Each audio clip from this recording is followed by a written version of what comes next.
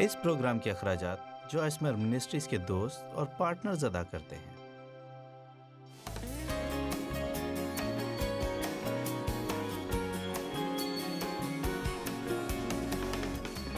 آپ میں سے کتنے ہی جانتے کہ ابلیس زندہ ہے اور اس دنیا میں ہے؟ ایسا نہیں ہے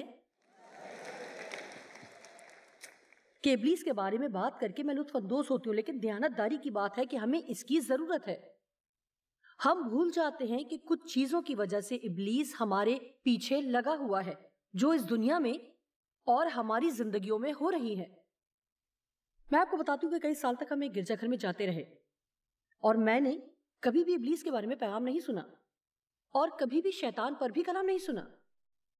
مجھے نہیں پتا تھا کہ بائبل میں اس کے بارے میں اتنا کچھ بیان کیا گیا۔ میرا مطلب ہے کہ میرے اندازے کے مطابق ابلیس صرف ہالووین کا ایک کردار ہے، اور اس دن بچے سرخ لباس پہنے، ہاتھ میں 2 شاخیں لیے، لمبی دم اور نوکیلے کان لیے گھومتے پھرتے ہیں۔ اور آپ جانتے ہیں کہ مجھے اس بات کا بالکل بھی اندازہ نہیں کہ مجھے بہت سے ایسے مسائل اور پریشانیاں درپیش تھیں۔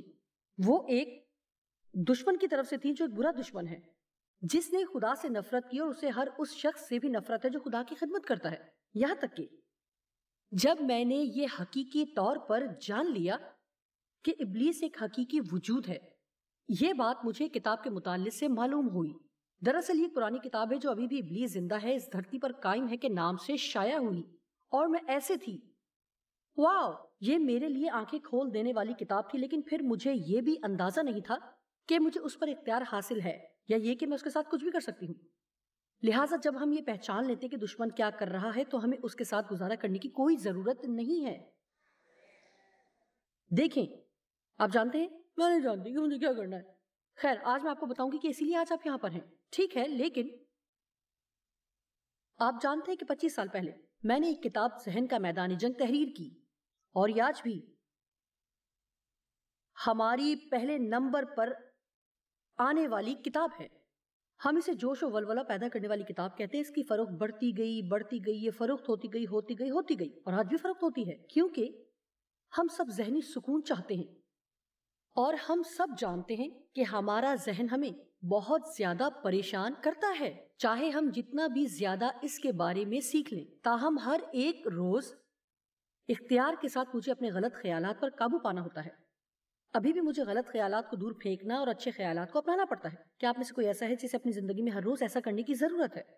ٹھیک ہے، یہ ہے چوکنا ہونا۔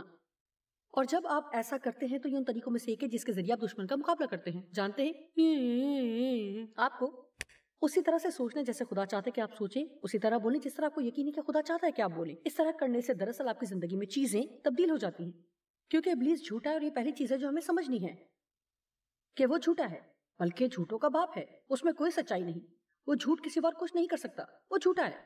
یہ میرے لیے ایک دلچسپ بات ہے۔ مجھے یاد ہے کہ ایک بار ایک خاتون دعا کے لیے آئی اور اس نے کہا، جوائس میں بہت پریشان ہوں، مجھے آپ کی دعا کی بہت ضرورت ہے۔ ابلیس مجھ سے جھوٹ بولتا آ رہا ہے، اور پھر اس نے مجھے اپنے مسئلے کے بارے میں بتایا۔ لیکن بعد میں سوچا کہ اس خاتون نے کہا کہ وہ جانتی ہے کہ وہ ابلیس ہی تھا، وہ جانتی تھی کہ ابلیس اس کے ساتھ جھوٹ بول رہا تھا، اور پھر بھی وہ اس بات کی وجہ سے پریشان تھی۔ تو ہم یقیناً اس بات کو نہیں مانتے کہ وہ جھوٹا ہے، یا ہم اس کی کسی بات پر یقین نہیں رکھتے۔ کیا ابلیس نے کبھی آپ سے کہا کہ آپ میں کوئی خوبی نہیں ہے؟ آپ اس کی بات کا یقین کیوں کرتے ہیں؟ یہ سراسر جھوٹ ہے۔ خدا کہتا ہے کہ آپ قابل قدر ہیں، آپ قیمتی ہیں، وہ آپ سے محبت کرتا ہے، اس کے پاس آپ کی زندگی کے لیے اچھا منصوبہ ہے۔ اس نے آپ کو آپ کی ماں کے بطن ہی میں منفرد تخلیق کیا ہے۔ آپ نے کبھی ابلیس کو یہ کہتے سنا کہ تم بالکل تنہا ہو، کسی کو بھی تمہاری پرواہ نہیں ہے؟ یہ سچ نہیں ہے، کیونکہ خدا کہتا ہے میں تمہیں کبھی نہ چھوڑوں گا، میں تم سے کبھی دستبردار نہ ہوں گا، لیکن دیکھو میں دنیا کے آخر تک ہمیشہ تمہارے ساتھ ہوں۔ میں آج آپ کو بتا رہی ہوں کہ ابلیس کے جھوٹ کے حوالے سے اہم چیزوں میں سے ایک خیالات اور الفاظ ہیں جو میری زندگی میں شفا لانے میں مددگار بنی، کیونکہ اگر بچپن میں آپ کے ساتھ بدسلوکی کی گئی ہے تب آپ نے سب چیزوں کو غلط انداز سے سوچنا سیکھ لیا ہے۔ جو کچھ بھی ہم جانتے ہیں اس حوالے سے دشمن جلد ہی ہمارے ذہنوں میں مضبوط کے لیے تعمیر کرنا شروع کر دیتا ہے۔ مضبوط پناہ کا وہ جگہ جہاں گہرے گڑھے کھود کر دشمن چھپ جاتا ہے، ایسی جگہ جہاں وہ محفوظ رہ سکتا اور کوئی اس تک نہیں پہنچ سکتا۔ لیکن خدا کا کلام سچائی کا کلام ہے جو ان تمام جھوٹوں سے مضبوط ہے جو ابلیس ہمیں بتاتا ہے۔ آمین۔ दूसरा करंथियों 10 बाब 4 और 5 में हमारी जंग के हथियारों का जिक्र है। हर एक कहे मैं जंग में हूं, इसलिए कि हमारी लड़ाई के हथियार जिस्मानी नहीं बल्कि खुदा के नजदीक किलों को ढा देने के काबिल हैं।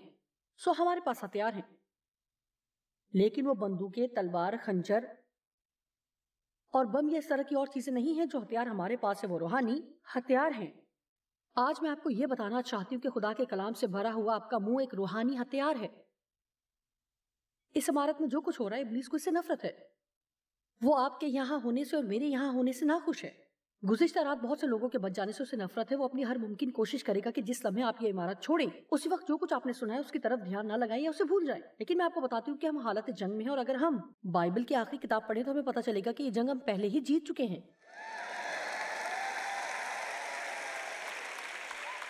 मैं खुश हूं कि मैं पहले ही इस कहानी के इख्तिताम पर पहुंच चुकी हूं। लिहाजा हमें सिर्फ ये करना है कि अपनी जंग के हथियारों को चलाएं, जो कि जिस्मानी नहीं है। ये हम और सताइश हैं, ये खुदा का कलाम है, ये यीशु के नाम में की जाने वाली दुआएं हैं। आपके पास दुश्मन के खिलाफ हथियार हैं, और जितना ज्यादा हम उसके दलाइल को मुस्तरद करते हैं। क्या इब्लीस ने कभी आपके साथ दलीलबाजी की है? नजरियात, दलाइल और हर तरह का गुरूर और हसद ऐसी चीजें जो हमें खुदा के हकीकी इल्म के खिलाफ करते हैं और हम चलते हैं। ये मुझे बहुत पसंद है। हमारे कुछ ख्यालात कैद में हैं। कभी कभार हम अपने चंद कैद शुदा ख्यालात को लेकर चलते हैं। नहीं, हर एक ख्याल को। मेरे नजदीक ये बहुत बड़ा काम है, क्योंकि हर रोज मेरे पास लाखों ख्यालात होते हैं और हम हर एक ख्याल को कैद करके मसीह का फर्मा बरदार बना देते हैं। अभी मैं ये नहीं जानती कि आप या जो लोग टीवी पर देख रहे हैं इस कलाम के मुताबिक अपने आप को कहां देखते हैं। मैं नहीं जानती कि आपने इसके बारे में सुना है। मैं आपकी दिल चिकनी नहीं करना चाहती, लेकिन आप में से कुछ का जहन दरहम बरम है। मेरा मतलब है कि सब कुछ उलट पलट है। अरसे दराज से दुश्मन ने आपके ख्यालात पर कब्जा कर रखा है। आप हर तरह की गलत चीजों पर भी यकीन रखते हैं, और अब सिर्फ एक ही रास्ता है। आप जानते हैं कि जो सच्चा है, और वो है खुदा के कलाम को सीखना। जी, खुदा के कलाम से सीखना। हर रोज अपने टीवी पर ये प्रोग्राम देखें। मैं आपको कुछ अच्छी चीजें सिखाऊंगी। जिन चीजों में से मैं गुजरी हूँ, अपने लिए बाइबल ले, चंद अच्छी मसीही किताबें ले। बतौर ईमानदार मसीह में अपने हुकूक के बारे में सीखना शुरू करें, और इब्लीस को अपने मूड पर इख्तियार रखने और अपनी जिंदगी से खेलने से रोकें।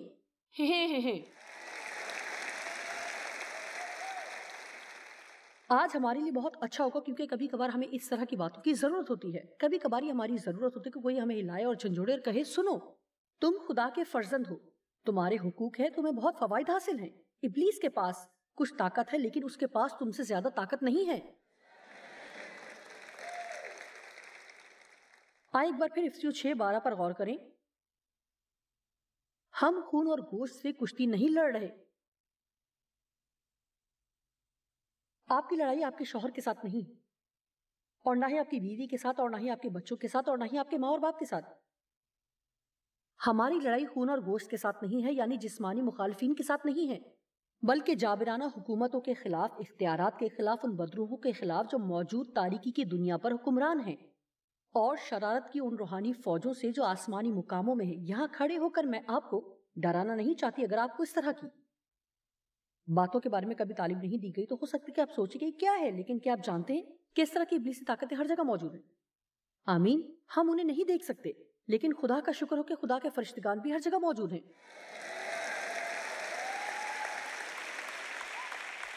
चंद लम्हों बाद मैं आपको कुछ हवाले बताऊंगी कि किस तरह फरिश्तों की ताकत हर वक्त हमारे लिए काम करती है। और मेरा ख्याल है कि हमें थोड़ा और बेहतर अंदाज से रूहानी आलम के बारे में सीखने की जरूरत है। इससे मेरा हरगिज़ ये मतलब नहीं है कि हम तबई तौर पर इसका तजुर्बा करें, लेकिन हकीकतन हमें दिल से ये यकीन करने की जरूरत है कि चाहे कुछ भी होता रहे, खुदा के फरिश्ते हमारी मदद कर रहे हैं।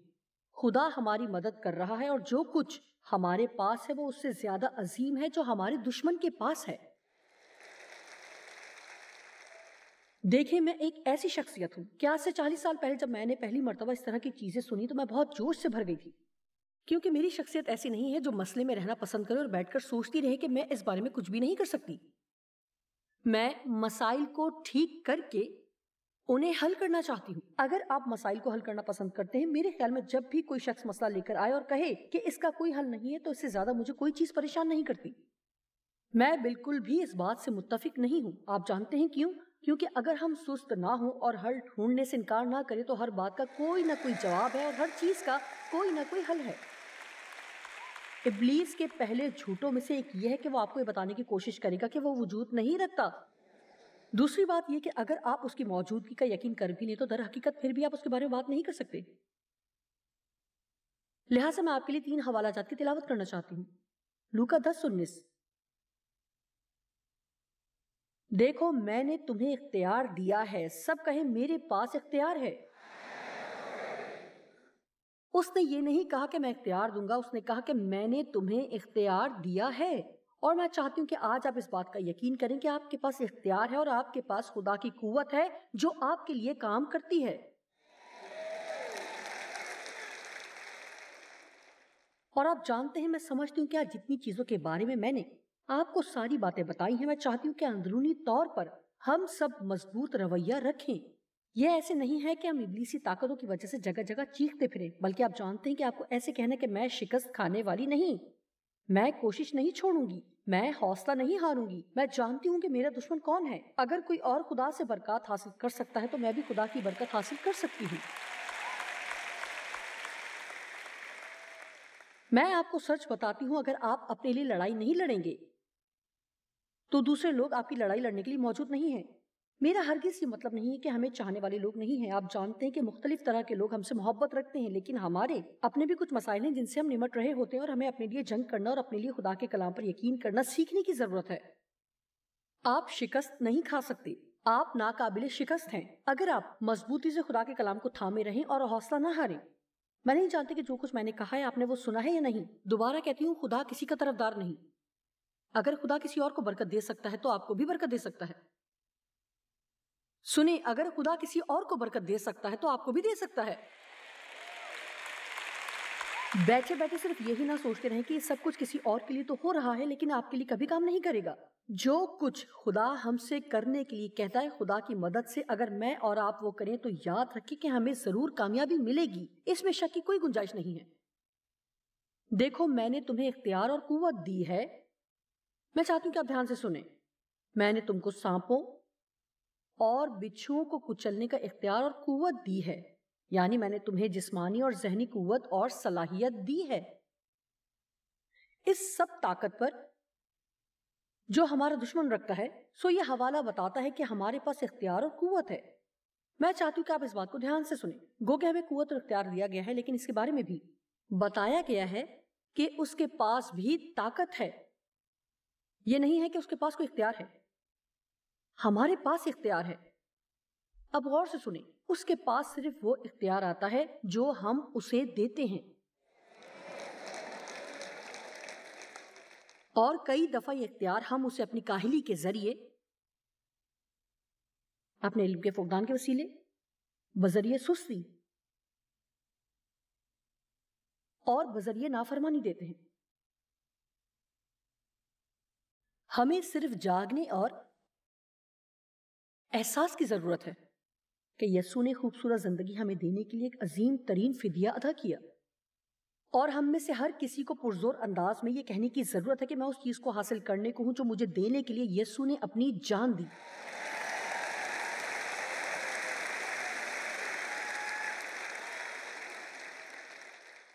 یعقوب 4:7 میں آپ کے سامنے پڑھوں گی. بس خدا کے تابع ہو جاؤ اور ابلیس کا مقابلہ کرو تو وہ تم سے بھاگ جائے گا. لوکا 9:1. پھر یسوع نے ان 12 رسولوں کو بلا کر انہیں سب بدروحوں پر قوت اور اختیار بخشا اور بیماریوں کو دور کرنے کی قدرت دی. لوکا 10:17. وہ 70 خوش ہو کر پھر آئے اور کہنے لگے، خداوند تیرے نام سے بدروحیں بھی ہمارے تابع ہیں. ہر کوئی کہے میرے پاس اختیار ہے اور میرے پاس قوت ہے. جی، ایک اور چیز جو دشمن ہمیشہ ہی کرتا ہے اور وہ ہے کہ آپ کے اطمینان کو چوری کرنا. کیونکہ جہاں پہ اطمینان ہے وہاں قوت ہے. جب تک ہم ذمہ داری قبول کرنا اور اپنے اطمینان میں قائم رہنا نہیں سیکھ لیتے، تقریباً ہر روز 25 ایسی چیزیں ہیں جن کی وجہ سے ہم میں سے ہر ایک پریشان ہو سکتا ہے. خروج کی کتاب میں جب فرعون اسرائیلیوں کے خلاف آ رہا تھا تو اس کی فوج ان کے پیچھے تھی اور بحر کلزم ان کے آگے تھا، تو ان پر خوف طاری ہونے لگا۔ خدا نے کہا خاموشی سے کھڑے ہو جاؤ، اطمینان رکھو، میں تمہارے لیے جنگ کروں گا، اطمینان رکھو، آرام میں رہو اور میں تمہارے لیے جنگ کروں گا۔ فلپیو 4:6 کسی بات کی فکر نہ کرو بلکہ ہر ایک بات میں تمہاری درخواستیں دعا اور منت کے وسیلہ سے شکر گزاری کے ساتھ خدا کے سامنے پیش کی جائیں، تو خدا کا اطمینان جو سمجھ سے بالکل باہر ہے۔ کلسیوں 3:15 اندر اور باہر سے چیزوں کے درست یا غلط ہونے کے لیے مسیح کا اطمینان ہماری زندگی پر حکومت کرے۔ میں صرف یہ کہنا چاہتی ہوں کہ آج صبح جب میں عبادت کے لیے تیار ہو رہی تھی تو خدا نے میرے دل میں یہ بات ڈالی کہ اگر آج آپ یہاں پر موجود ہیں اور آپ اپنی زندگی میں ایسا کچھ کرنے جا رہے ہیں جس کے لیے آپ کے دل میں اطمینان نہیں ہے تو برائے مہربانی وہ نہ کریں، برائے کرم نہ کیجیے۔ اگر آپ کو بالکل بھی اطمینان نہیں ہے تو نہ کریں۔ یہ سوچ کر کہ شادی کے بعد وہ تبدیل ہو جائیں گے، کسی ایسے شخص سے شادی نہ کریں جس کے بارے میں آپ مطمئن نہیں ہیں۔ یہ بالکل ہی احمقانہ سوچ ہے۔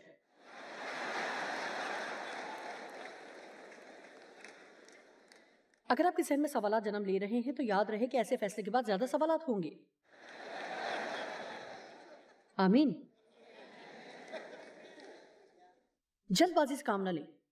آپ کو بالکل بھی جلد بازی نہیں کرنی چاہیے۔ جلد بازی سے ایسی چیزوں کے لیے ہاں نہ کریں جس کے بارے میں آپ کو اطمینان نہ ہو۔ خدا درست وقت پر آپ کی زندگی میں درست شخص کو لائے گا۔ مجھے اس کی ضرورت نہیں کسی غلط شخصیت کے ساتھ رہنے کے بجائے ہو سکتا ہے کہ آپ کے لیے یہ بہتر ہو کہ آپ اکیلے ہی زندگی گزاریں۔ آمین۔ اس وقت تک نئی گاڑی خریدنے نہ جائیں جب تک اس کے بارے میں آپ کو مکمل اطمینان نہ ہو۔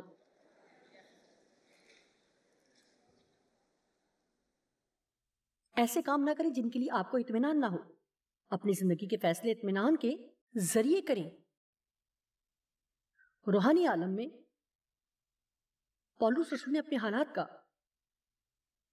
موازنہ کیا جس کے بارے میں وہ خاصا جانتا تھا، اور اس کا اس نے کئی مرتبہ ذکر بھی کیا ہے۔ ابلیس ہر ایماندار کو یہ بتانا چاہتا ہے کہ جسے تم دیکھ نہیں سکتے اس پر تم ایمان نہیں رکھ سکتے، لیکن میں آپ سے آپ کے ارد گرد موجود روحانی عالم کے بارے میں چند باتیں کرنا چاہتی ہوں۔ ہم اسے اپنی آنکھوں سے نہیں دیکھ سکتے، لیکن ہمیں ضرورت ہے کہ اسے اپنی روح میں محسوس کریں۔ یہاں چند ابلیسی قوتیں ہیں جن کو اس کانفرنس کے خلاف کام دیا گیا ہے۔ انہیں ہمارا یہاں ہونا پسند نہیں، لہٰذا یسوع کے نام سے میں ان پر اختیار رکھتی ہوں۔ میں اپنی دعاؤں میں تجھ پر اختیار رکھتی ہوں اور تیرے خلاف آتی ہوں۔ میں جانتی ہوں کہ تم اپنا کام کرنا چاہتی ہو، لیکن یسوع کا نام تیرے اس منصوبے سے بڑا ہے۔ بعد ازاں مجھے یاد کروایا گیا کہ کئی دفعہ میں اپنی چیزیں بھول جاتی ہوں۔ چند ہفتے پہلے مجھے یاد کروایا گیا، صرف یاد دہانی کروائی گئی کہ فرشتگان میرے لیے کام کر رہے ہیں، اور پھر میں نے بھی خدا سے درخواست کی کہ میری مدد اور میری محافظت کے لیے اپنے فرشتوں کو بھیج، میری مدد بھیج، مجھے مدد چاہیے۔ آپ جانتے ہیں کہ ابھی بھی اس جگہ پر اس پورے ہال میں فرشتے موجود ہیں۔ آپ کو کچھ اندازہ ہے کہ اگر فرشتے ہمارے ساتھ موجود نہ ہوتے تو ہماری کار کے کتنے ہی حادثات ہو چکے ہوتے۔ آپ جانتے ہیں کہ ایک مرتبہ علیشا نبی خادم اس کے ساتھ تھا، اور خادم پریشان تھا کیونکہ ایک فوج ان کے خلاف آ رہی تھی، اور علیشا بہت ہی مطمئن تھا۔ وہاں خادم پریشانی کی حالت میں تھا۔ پھر علیشا نے دعا کی کہ خدا اس کے خادم کی آنکھیں کھولے تاکہ وہ دیکھ سکے کہ روحانی عالم میں کیا ہو رہا تھا، اور اس نے اس سے کہا تجھے پریشان ہونے کی ضرورت نہیں، کیونکہ جتنے ان کے ساتھ ہیں ہمارے ساتھ اس سے کہیں زیادہ ہیں۔ اور جب خدا نے اسے روحانی عالم میں دکھایا تو وہاں ہر قسم کے فرشتے ان کے ساتھ تھے۔ دیکھیں، خدا چاہتا ہے کہ ہم ایسے ہی زندگی گزاریں۔ وہ چاہتا ہے کہ ہم جان لیں کہ وہ ہمارے ساتھ ہے، اس کے پاس ہماری مدد کرنے کے لیے فرشتے ہیں۔ اس لیے ہمیں اپنے مسائل، حالات اور دشمن سے خوفزدہ ہونے کی ضرورت نہیں ہے، لیکن آج ہمیں اپنے آپ کو تھوڑا سا ہلانے اور جھنجھوڑنے کی ضرورت ہے اور کہیں ایک منٹ ٹھہریں، ایک منٹ ٹھہریں، میں نئی پیدائش پانے والا خدا کا فرزند ہوں، میرے پاس یسوع کا نام والا اختیار ہے، مجھے دعا کرنی ہے، اور جب میں دعا کرتی ہوں تو خدا میری دعا سنتا ہے اور وہ میری مدد کرتا ہے، اور اب میں ابلیس کو یہ اجازت نہیں دیتی کہ وہ میری زندگی کو مزید رگے دے۔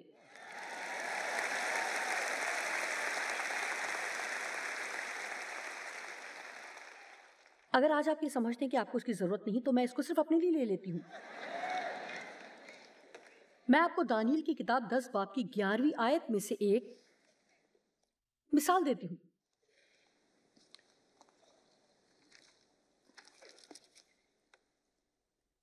دانیل کو خدا کی طرف سے کچھ چیزیں دکھائی گئی جنہیں وہ مکمل طور پر نہ سمجھ پایا، لہٰذا مزید سمجھنے کی غرض سے وہ خدا سے رجوع کرنے لگا، اور آخرکار اس نے 21 دن کا روزہ رکھا اور دعا کی۔ اس دوران اس نے کوئی بھی من پسند کھانا نہیں کھایا۔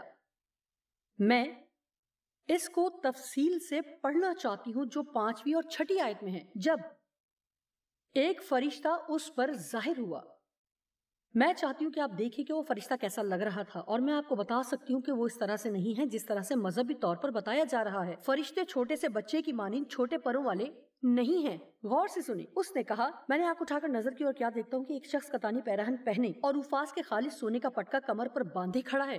اس کا بدن زبرجد کی مانند یعنی سونا پھرا ہوا، اور اس کا چہرہ اور وجود بجلی کی طرح تھا، اور اس کی آنکھیں آتشی چراغوں کی مانند تھیں۔ اس کے بازو اور پاؤں رنگت میں چمکتے ہوئے پیتل سے تھے، اور اس کے لفظوں کی آواز امبوں کے شور کی مانند تھی جیسے لوگوں کا ٹھاٹھے مارتا ہوا سمندر ہو۔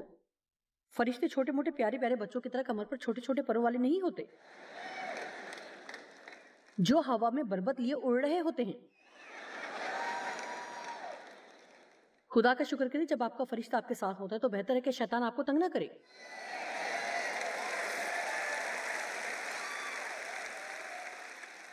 آپ جانتے ہیں کہ میں فرشتوں کے بارے میں زیادہ بات نہیں کرتی، لیکن میرا خیال ہے کہ ہمیں اس کے بارے میں پتا ہونا چاہیے کہ ہمارے ارد گرد بہت سی چیزیں ہو رہی ہیں، اور آپ کو صرف یہ کرنا ہے کہ خدا سے کہیں، میری مدد کر۔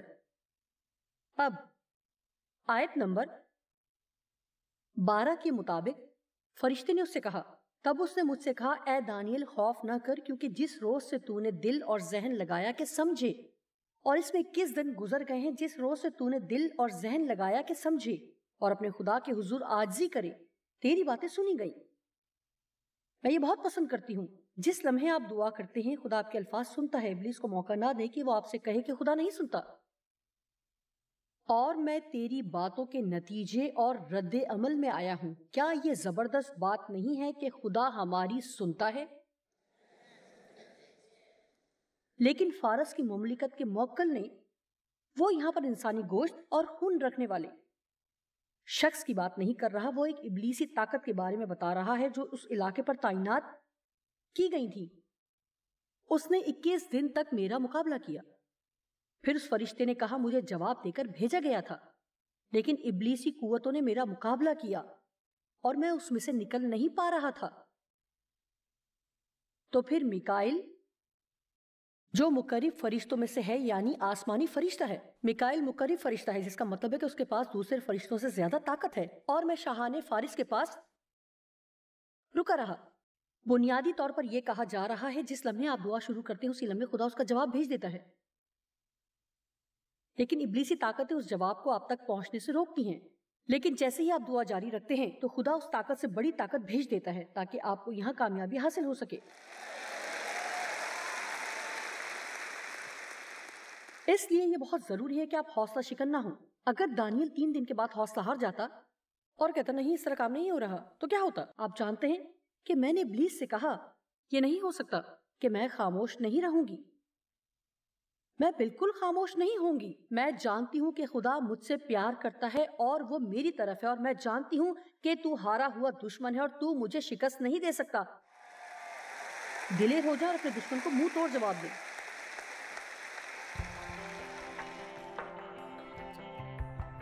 ابلیس جھوٹا ہے اور وہ مختلف انداز میں ہمیں دھوکہ دینے کی کوشش کرتا ہے، لیکن کیا آپ جانتے ہیں، آپ پریشان نہ ہوں۔ دعا، پرستش، خدا کا کلام، یسوع کے نام اور ان تمام زور آور ہتھیاروں کے ذریعے سے جو خدا نے آپ کو دی ہیں، آپ اس کا مقابلہ کر سکتے ہیں۔